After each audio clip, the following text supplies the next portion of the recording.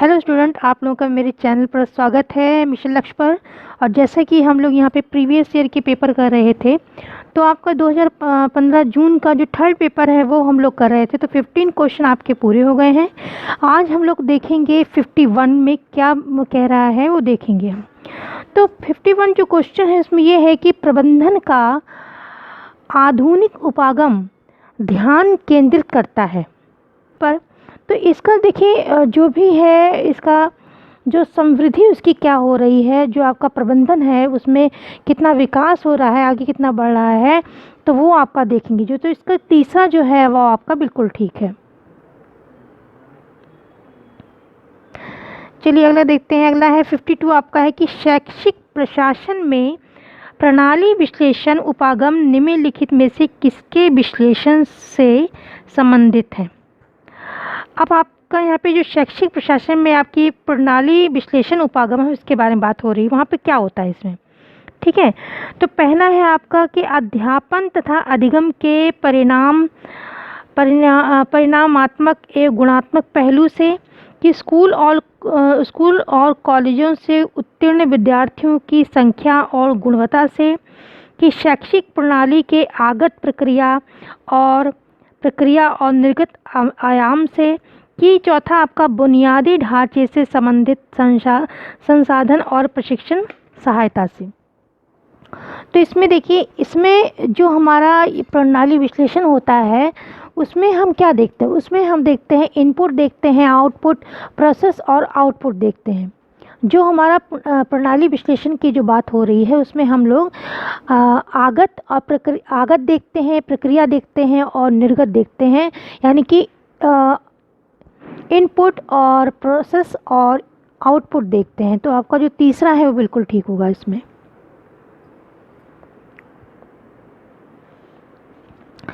चलिए अगला क्वेश्चन देखते हैं। इसमें बताया गया है नेतृत्व के हाली के प्रतिमान किस पर ध्यान केंद्रित करते हैं। यहाँ नेतृत्व की बात हो रही है कि पहला है कि जो रिसेंटली जो प्रतिमान है, हाल के जो प्रतिमान उनकी बात हो रही है। तो पहला है संगठन में प्रतिभागियों की दक्षता का स्तर, कि संगठन में प्रतिभागियों की प्रतिबद्धता का स्तर, कि उपयुक्त शैलियों के साथ स्थितिपरक कारक, कि चौथा संगठन के सदस्यों के लिए चिंता।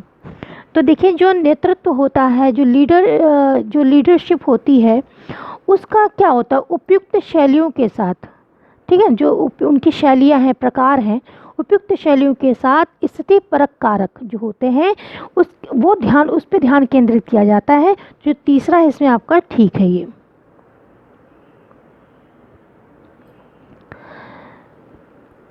चलिए अब 54 जो है वो है आपका स्वॉट की बात हो रही है कि SWOT विश्लेषण के परिणाम स्वरूप विद्यालय प्रणाली के कई दृष्टि कथन तैयार किए हैं। सर्वाधिक स्पष्ट गतिविधि क्या है। अब जो स्वॉट की बात होती है उसमें देखिए एस का मतलब क्या है।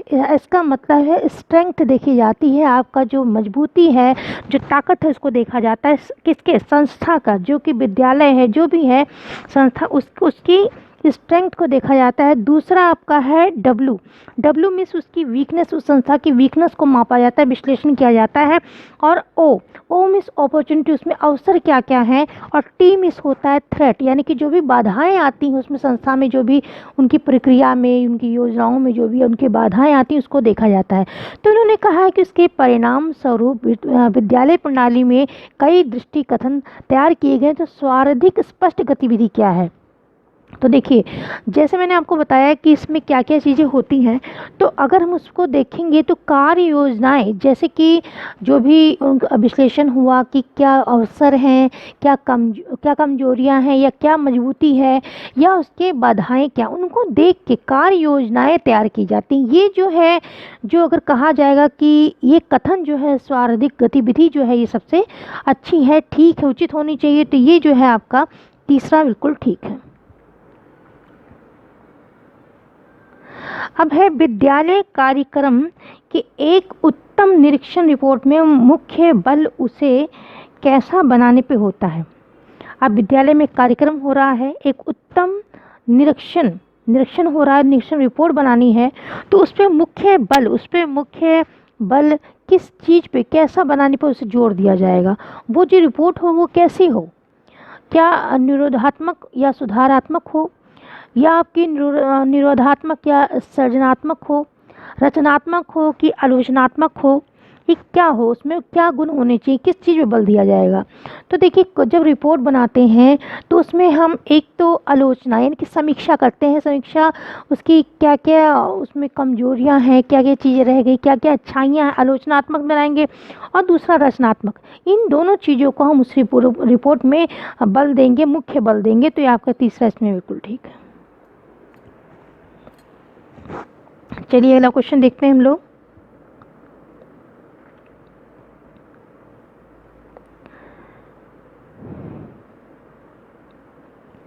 अगला है कि शैक्षिक मूल्यांकन हो रहा है को परिभाषित करने में निम्नलिखित में से कौन सा कथन सबसे उपयुक्त है।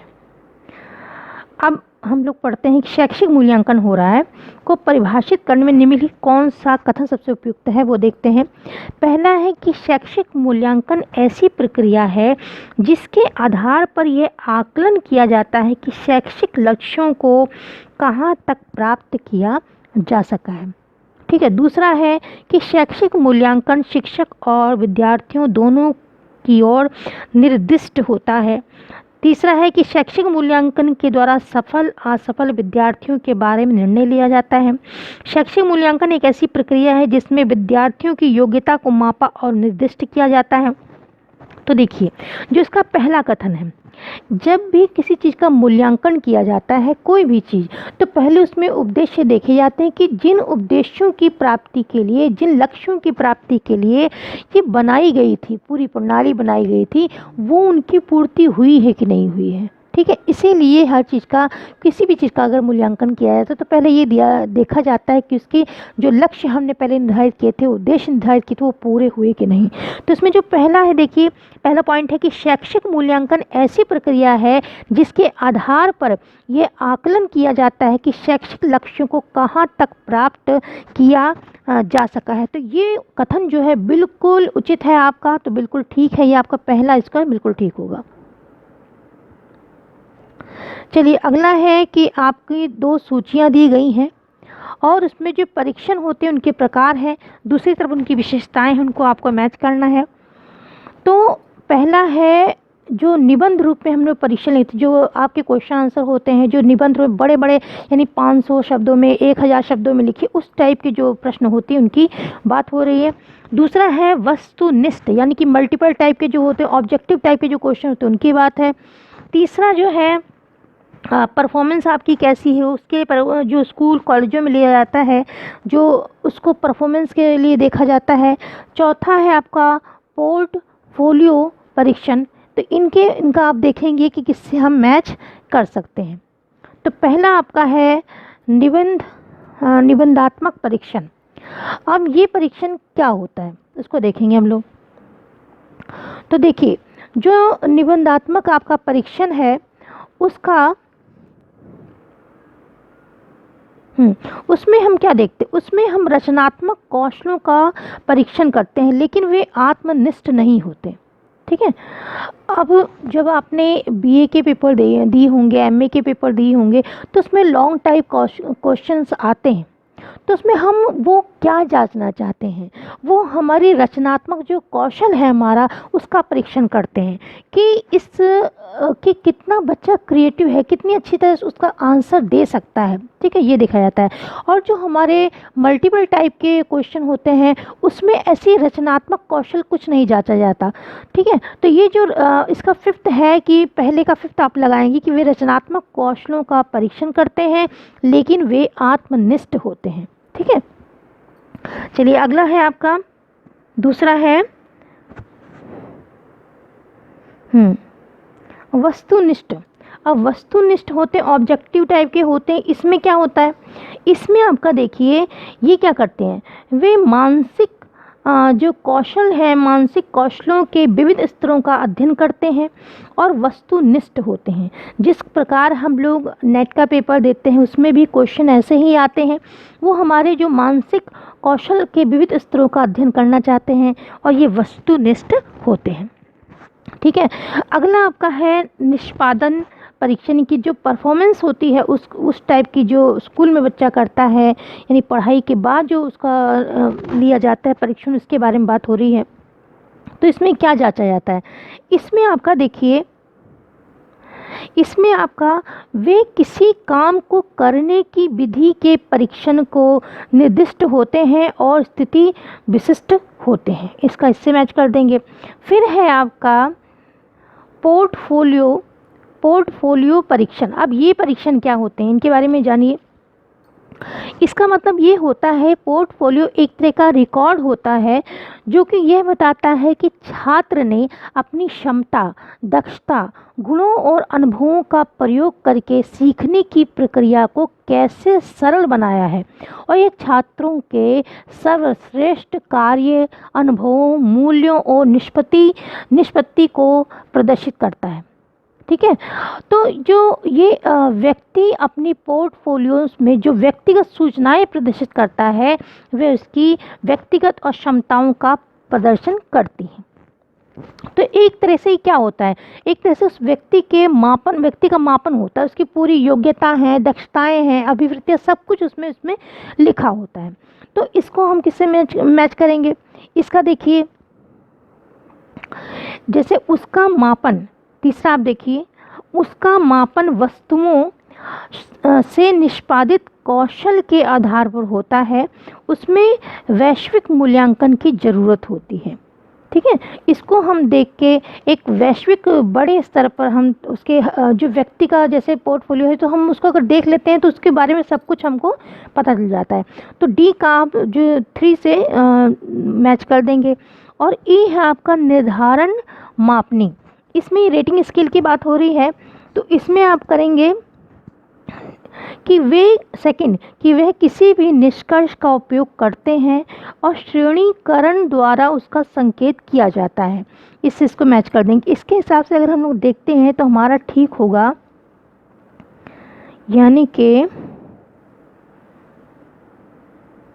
फर्स्ट का हमारा था 5th।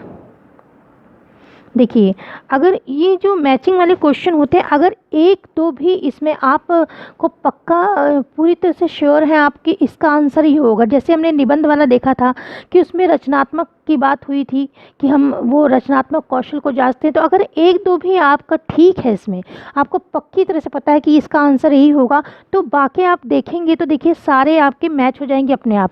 अब इसमें देखिए, अगर हमने कहा पहले का 5वां है तो पहले का 5वां देखिए 2 में है, एक आपका देखिए पहले में है और आपका तीसरे में है, तो दूसरा आपका कट गया पूरा, चौथा आपका पूरा बेकार हो गया, यानी कि 2 में हमको देखना है। फिर उसके बाद इन्होंने कहा है, फिर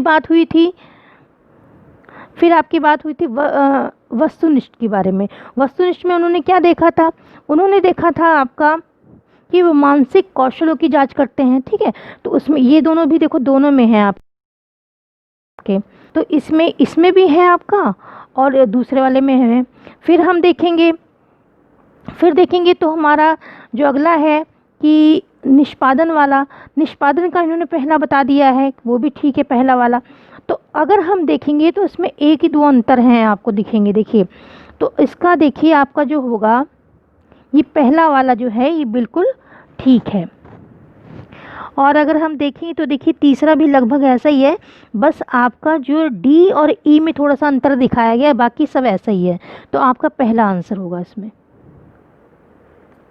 ज़्यादातर जो ये ट्रिक है बच्चों, ये काम कर जाती है कि अगर 2 भी आपको ठीक मिल रहे हैं, आपको पूरी तरह से आप पक्का कि ये ठीक है, तो आप अच्छी तरह इसको मैच कर लेंगे और आपका टाइम भी बच जाएगा और आपका आंसर भी ठीक हो जाएगा। चलिए अगला क्वेश्चन देखते हैं हम लोग। एक अध्यापक, 58 क्वेश्चन है, एक अध्यापक एक रूपरेखा की सहायता से उपदेशों और विषय वस्तु का आच्छादन सुनिश्चित करता है। ठीक है। और इस प्रक्रिया के द्वारा परीक्षण की कौन सी विशेषता सुनिश्चित होगी, उसमें वो क्या देखना चाहता है। एक अध्यापक है, एक अध्यापक एक रूपरेखा बनाई है उसने, एक जैसे वो पहले पढ़ाने से पहले एक नील पत्र बनाया जाता है, जब बच्चों को पढ़ाया जाता है तो उसके पहले एक तरह का रूपरेखा बनाई जाती है। तो उसमें क्या होता है, ठीक है, एक रूपरेखा बनाई गई, तो उस रूपरेखा से की सहायता से उद्देश्यों और विषय वस्तु का आच्छादन सुनिश्चित करता है। इस प्रक्रिया द्वारा परीक्षण की कौन सी विशेषता को वो सुनिश्चित होती है, तो आपकी जो वैधता है वो सुनिश्चित होती है, यानी कि फर्स्ट आपका ठीक है। अगला क्वेश्चन है कि विद्यार्थियों की विशिष्ट क्षमताओं का मापन किस परीक्षण से होता है जिन्हें अपनी भावी निष्पन्नता का पूर्व अनुमान लगाया जा सके। जब देखिए विद्यार्थियों की एक तो यहाँ पे 2 पॉइंट्स पकड़िए, 2 बातें देखिए। पहली तो बात, इन्होंने विशिष्ट क्षमताओं को नापा जा रहा है, यानी कि उसके अंदर क्या स्किल है, उस बच्चे के अंदर क्या योग्यता है, इस योग्यता को नापा जा रहा है। और दूसरी बात, ये अनुमान लगाया जा रहा है उसको माप के कि भविष्य में बच्चा क्या करेगा, ये अनुमान भी लगा रहे हैं। तो ये हम कहाँ पे करते हैं, ये जब अभिरुचि परीक्षण होता है, जैसे कि हम लोग पेपर दे रहे हैं, हम लोग नेट का पेपर दे रहे हैं, तो ये क्या हो रहा है, हमारी अभियोग्यता जो है उसका मापन हो रहा है। हमारी अभिरुचि जो है, अभिरुचि परीक्षण है हमारा, क्योंकि इससे देख रहे हैं कि इसकी ये आगे भविष्य में टीचर बन सकेगा कि नहीं, एक पूर्व अनुमान लगा रहे हैं। तो ये विशिष्ट क्षमताएं हमारी जो टीचर्स स्किल है, टीचिंग की स्किल है, उसको माप रहे हैं। तभी तो इसमें टीचिंग एप्टीट्यूड का भी हम लोगों के फर्स्ट पेपर में आता है, ठीक है। तो ये आपका जो तीसरा है वो बिल्कुल ठीक है। चलिए अगला क्वेश्चन, निम्नलिखित में से कौन सा सतत आकलन से संबंधित नहीं है। अब सतत आकलन किसको कहते हैं, जो लगातार पूरे साल में यूनिट टेस्ट के रूप में फॉर्मेटिव जो टेस्ट होते रहते हैं। तो यहाँ पे इसमें नहीं की बात पूछी है, ठीक है। तो पहला है कि अध्यापक विषय सामग्री, कौशलों, मूल्यों, अभिवृत्तियों इत्यादि का मूल्यांकन करता है। दूसरा है कि अध्यापक आंतरिक परीक्षणों के जरिए विद्यार्थियों का मूल्यांकन अंत में करता है। कि तीसरा, अध्यापक प्रत्येक परीक्षण के बाद समय समय पर और अंत में भी परीक्षण करता है। कि चौथा, कि अध्यापक विद्यार्थियों को नियमित रूप से प्रतिपुष्टि करता है, ठीक है। तो ये तो जो चौथा है इसमें तो नियमित कर रहा है, उसमें नहीं पूछा हुआ है, तो नहीं हम लोग देखते नहीं कौन सा है। तो देखिए अब इसका नहीं जो है आपका, अध्यापक आंतरिक परीक्षणों के जरिए विद्यार्थियों का मूल्यांकन जो है वो अंत में करता है। यहाँ अंत वाली बात नहीं होगी। देखें, इन्होंने सतत की बात की, सतत आंकलन में कौन सा संबंधित नहीं है, तो सतत का मतलब है लगातार जो होते रहते हैं। तो इन्होंने तो बताया है कि अध्यापक आंतरिक परीक्षणों के जरिए विद्यार्थियों का मूल्यांकन अंत में करता है, अंत की बात की गई है, तो ये आपका नहीं होगा, यानी कि सेकंड आपका ठीक है। अगला क्वेश्चन है कि निम्नलिखित में से कौन सा शैक्षिक टेक्नोलॉजी के लिए सर्वाधिक उपयुक्त वर्णन है, ठीक है। कौन सी टेक्नोलॉजी है, शैक्षिक टेक्नोलॉजी की बात हो रही है। पहला है किसी विद्यालय में अधिगम परिणामों को इष्टतम बनाने हेतु हार्डवेयर का प्रभावी अनुप्रयोग शैक्षिक तकनीकी है। कि अधिगम परिणामों को प्रभावी करने एवं इष्टतम बनाने हेतु विविध प्रविधियों का समुच्चय शैक्षिक टेक्नोलॉजी है। कि अधिगम परिणामों को इष्टतम बनाने के लिए दृष्टि से सॉफ्टवेयर का कुशल अनुप्रयोग शैक्षिक टेक्नोलॉजी है। कि किसी कक्षागत संदर्भ में बहुल माध्यमों का प्रभावी अनुप्रयोग शैक्षिक टेक्नोलॉजी है, ठीक है।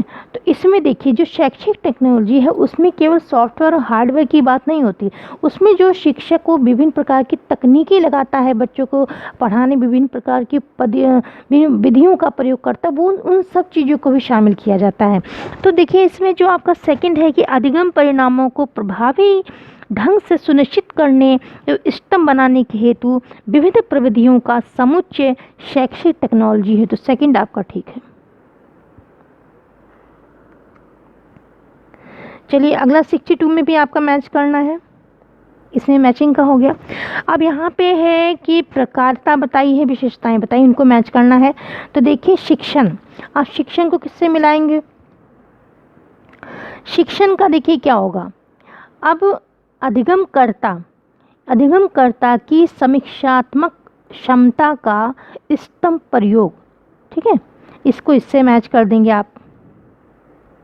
जो आपका 4 है कि अधिगमकर्ता की समीक्षात्मक क्षमता का स्तंभ प्रयोग, इससे मैच करेंगे। दूसरा है अनुदेशन। अब अनुदेशन को किससे, अनुदेशन में क्या होता है, व्यवस्थित और एक स्पष्ट प्रस्तुति जो है। अनुदेशन का मतलब क्या है कि एक आपको इंस्ट्रक्शन दी जाती है कि पहले ऐसे या ये करेंगे, फिर ये करेंगे, ये करेंगे, तो वहाँ पे क्या होता है, एक व्यवस्थित तरीके से स्पष्ट प्रस्तुति होती है। तीसरा है आपका अनुबंधन। अनुबंधन कहाँ पे होता है, जब दो चीज़ें होती हैं, दो चीज़ों में जब हम सहचर्य लगाते हैं, एक मतलब कि उनका जो सहयोग होता है, सहचर्य होता है, तो उसमें हम अनुबंधन की बात करते हैं। तो अनुबंधन का हम मिला देंगे बारंबारिता के साथ साहचर्य से मिला देंगे, ठीक है। फिर है प्रशिक्षण। अब प्रशिक्षण का क्या होगा, प्रशिक्षण का जो है कठोर अनुशासन से मैच कर देंगे। और मतारोपण मतलब है किसी के ऊपर कोई चीज़ थोपना, ठीक है। तो इसका फिफ्थ होगा कि दूसरे के मस्तिष्क में एक विश्वास प्रणाली स्थापित करना, इनके अपने विचारों को, अपने बिलीफ को दूसरों के ऊपर थोप देना, उसके मस्तिष्क में एक विश्वास को अपने द्वारा, यानी कि अपने विचार जो हम उससे कराना चाहते हैं, अपने विश्वास को उसके ऊपर थोप देते हैं। तो जो आपका ई है उसका हो जाएगा 5th, ठीक है। तो इसके हिसाब से आपका जो ठीक होगा वो है, इसके हिसाब से आपका ठीक है ए, ठीक है, यानी कि फर्स्ट आपका ठीक है।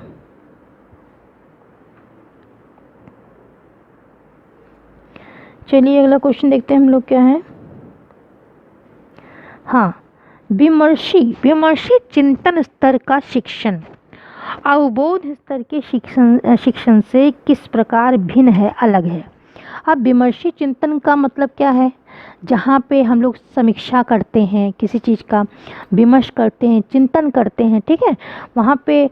और दूसरी बात है इन्होंने कहा है कि अवबोध स्तर के शिक्षण से किस प्रकार भिन्न है, ये बताया है। तो देखिए इसका जो सेकंड है कि समीक्षात्मक अवबोध, यानी कि विमर्शी चिंतन का ये हो गया।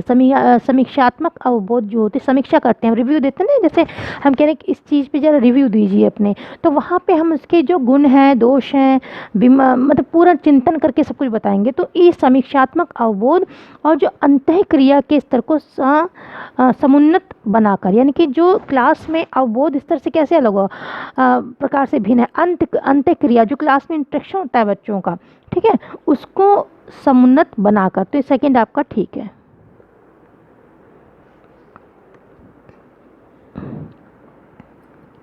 चलिए अगला है आपका 64 है कि शैक्षिक टेक्नोलॉजी में अधोलिखित उदाहरणों में किसके अंतर्गत व्यक्तिक अनुदेशन पर बल दिया जाता है।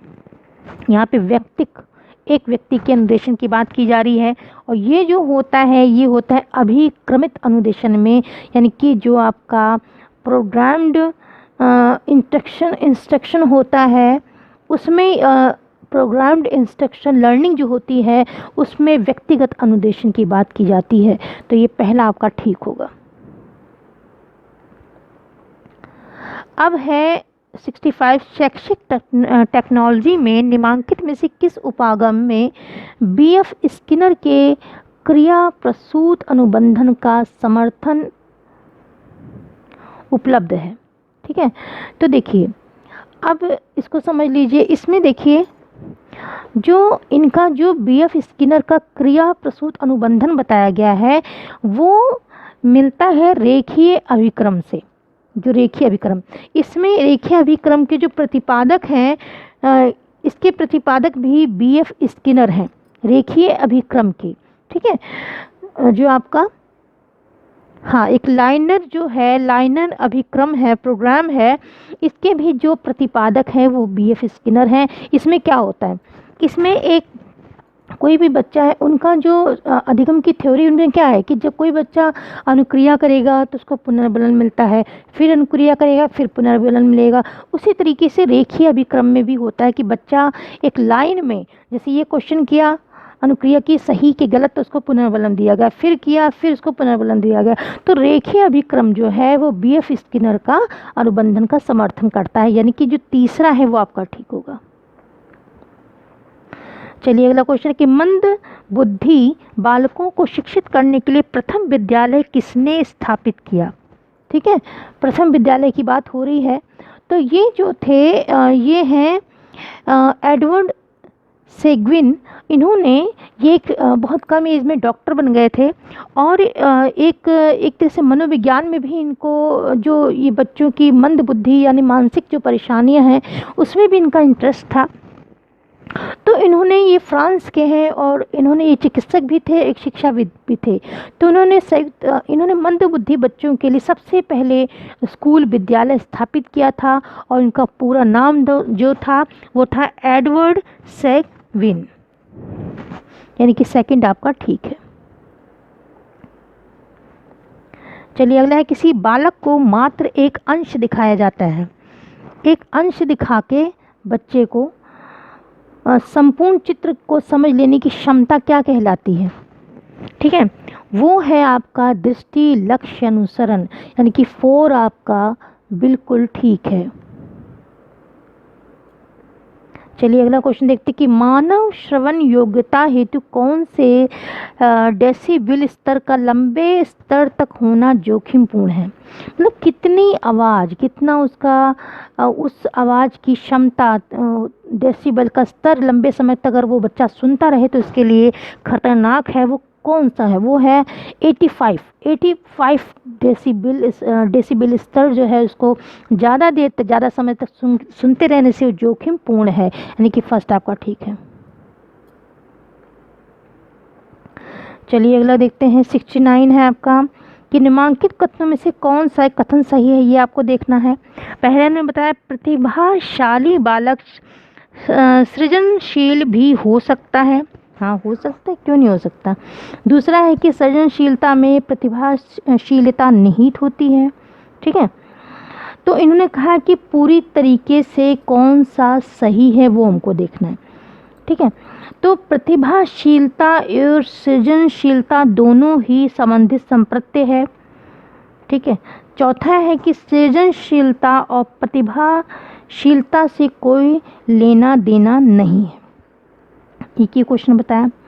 तो पहला इन्होंने बताया था प्रतिभाशाली बालक सृजनशील हो सकता है। देखिए ऐसे कोई पक्की कहीं कहीं देखिए प्रतिभाशाली बालक होते हैं वो बहुत ज़्यादा सृजनशील होते हैं, वो नई नई चीज़ों को बना लेते हैं। कहीं कहीं भी ऐसा भी नहीं होता कि वो नहीं भी बना पाते हैं। ठीक है, और कहीं पे देखिए सेकंड जो है कि सृजनशील बच्चों की प्रतिभाशीलता निहित होती है, ऐसी भी बात नहीं है।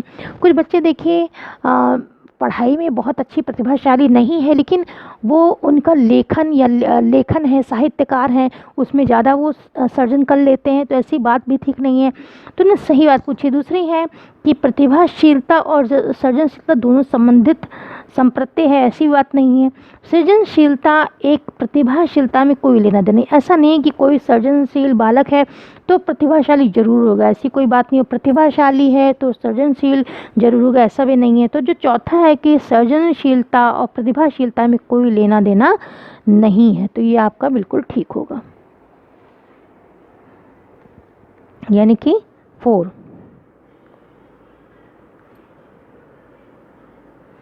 चलिए अगला देखते हैं हम लोग क्या है।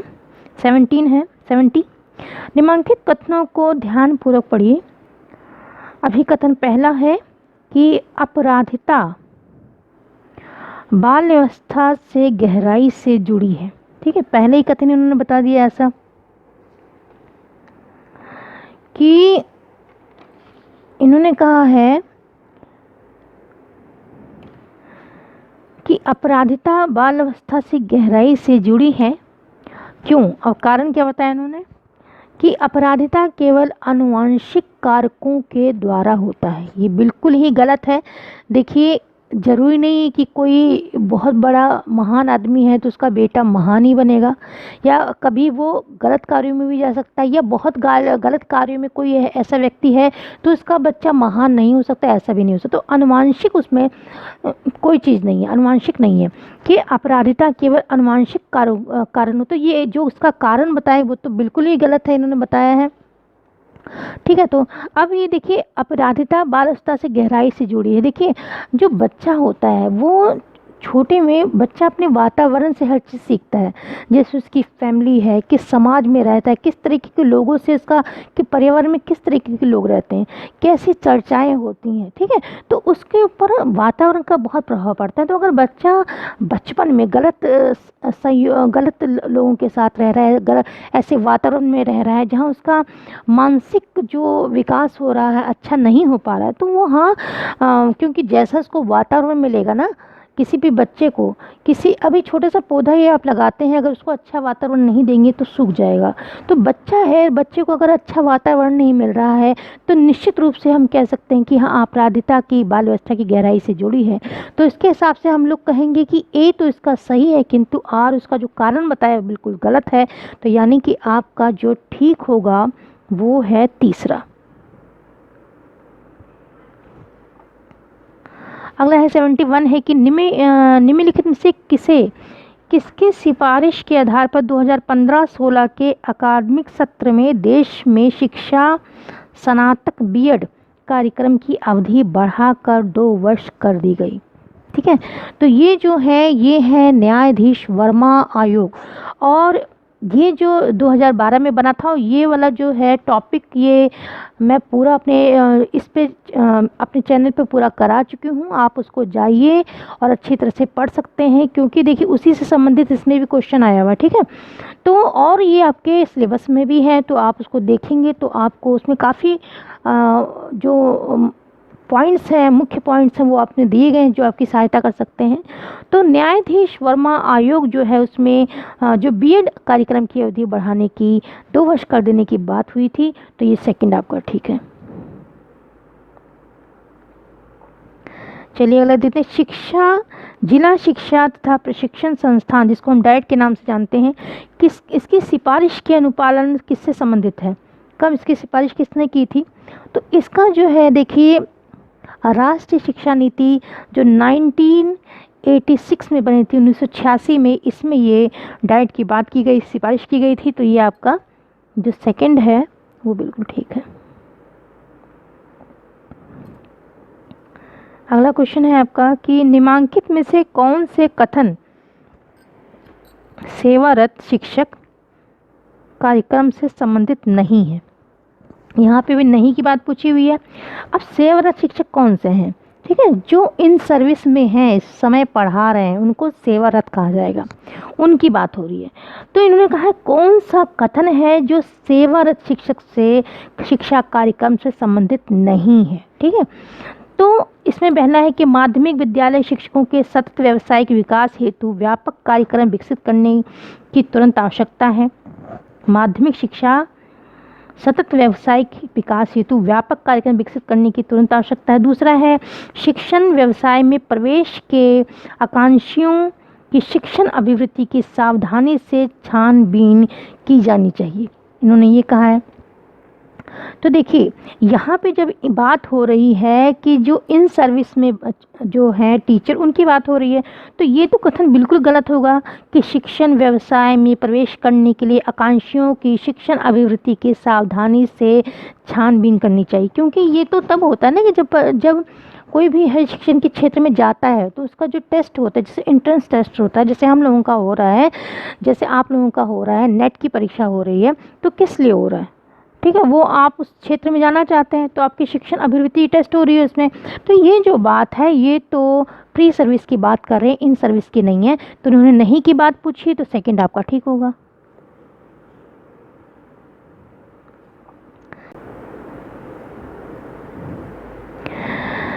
सेवेंटी 74 आपका है कि व्यवसाय की विशेषता निम्नलिखित में से कौन सी नहीं है?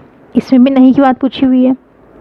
तो पहला है व्यावसायिक संगठन की सदस्यता की सेवा से पूर्व प्रशिक्षण की दीर्घ अवधि कि सेवा के प्रयोजन से कार्य करना, है ना। उसके लिए सक्रियवाद को बढ़ावा देना, ये होगा, सक्रियवाद को बढ़ावा देना ये होगा। तो देखिए और सब तो इसमें ठीक है, लेकिन जो नीचे आप 4 पॉइंट देखिए, कितना पढ़ने से ही उसको बिल्कुल अलग लग रहा है कि आकर्षक जो आपको वेतन मिल रहा है, जब पारिश्रमिक मिल रहा है, वेतन मिल रहा है, उसके लिए सक्रियवाद को बढ़ावा देना, आकर्षण, है ना। तो ये जो है ये बिल्कुल इन्होंने नहीं की बात की है, तो ये बिल्कुल ठीक है आपका।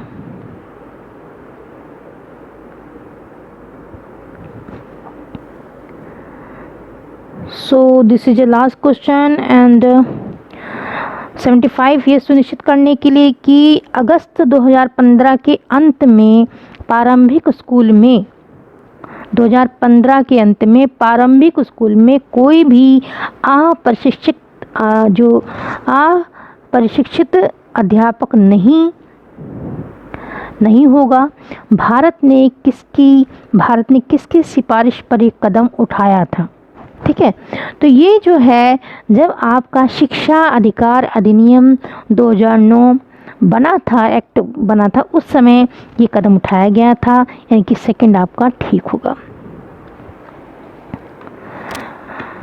तो माय डियर स्टूडेंट, आपके 75 क्वेश्चन यहाँ पे पूरे हो गए हैं। अगर कोई चीज़ आपको समझ ना आई है तो प्लीज़ कमेंट के द्वारा बताइए और इसको लाइक करिए, शेयर करिए। So thanks for watching.